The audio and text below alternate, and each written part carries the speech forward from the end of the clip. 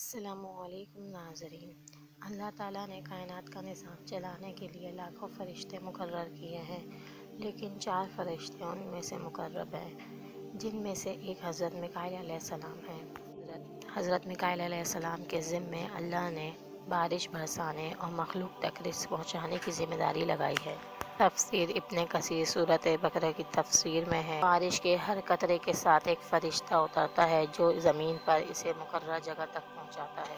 یہ تمام فرشتے حضرت میکائیل علیہ السلام کے ماتحت کام کرتے ہیں۔ جامعہ ترمذی حدیث نمبر 3117 میں صلی اللہ علیہ وآلہ وسلم نے فرمایا، بادلوں پر ایک فرشتہ مقرر ہے اور ان کے ماتحت فرشتے جو اللہ کے حکم سے بادلوں کو چلاتے ہیں۔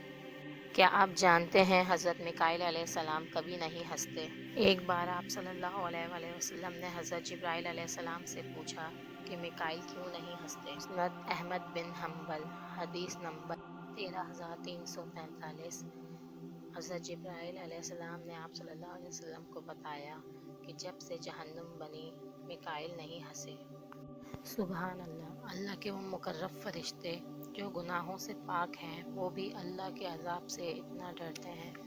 صحیح مسلم کی حدیث میں آیا ہے کہ آپ صلی اللہ علیہ وسلم تہجد کی میں دعا کرتے تو جبرائیل، میکائیل اور اسرافیل کے رب کا ذکر کرتے تھے۔ یہ ان فرشتوں کی عظمت کی دلیل ہے۔